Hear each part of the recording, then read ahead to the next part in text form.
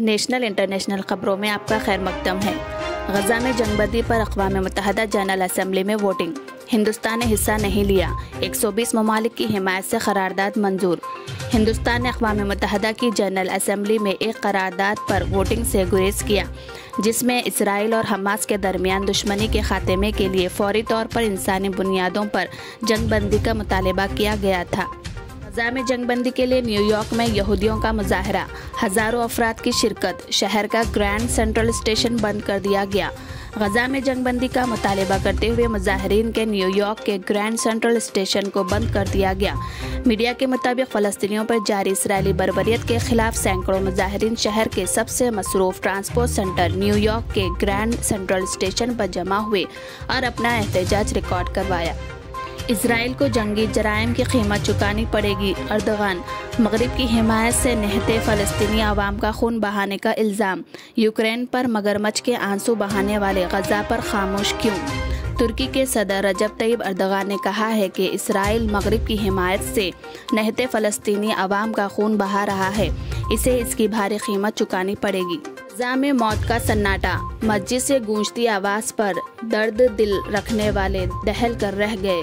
Israeli फ़ौज की शदीद बमबारी से मौसलाती निज़ाम तबाह, शहादतों में इजाफे का अंदेशा।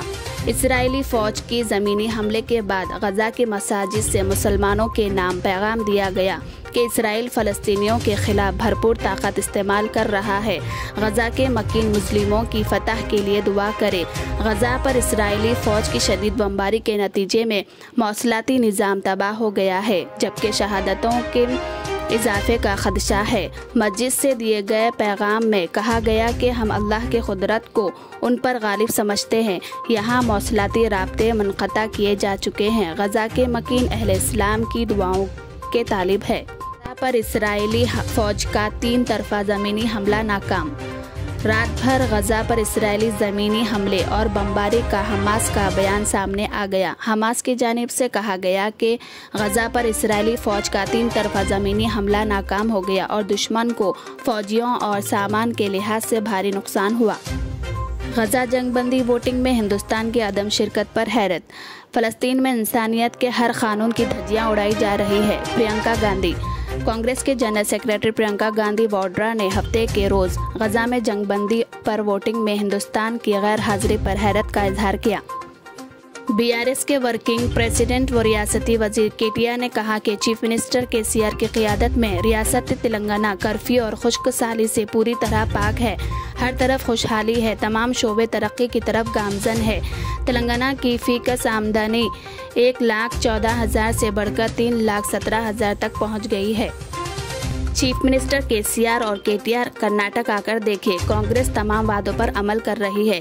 200 यूनिट मुफ्त बरखी, 500 रुपये में गैस, ख़वातीन को बसों में मुफ्त सफ़र की सहूलत। तेलंगाना में कांग्रेस भारी अक्सरियत से हुकूमत तश्कील देगी। Deputy chief minister Karnataka DK Shivakumar का खिताब। वज़ीर फ़िनांस व सेहत हरीश राव ने कहा कि कांग्रेस ने ऐसे उम्मीदवार को टिकट दिया है जिसने कभी कहा था कि वो जब मर जाए तो उनके जिस्म को RSS परचम में लपटा जाए। हरीश राव ने कहा कि इंतखाबात में BRS 100 से ज़्यादा असम्बली हलकों पर कामयाबी हासिल करके सेंचुरी मुकम्मिल करेगी।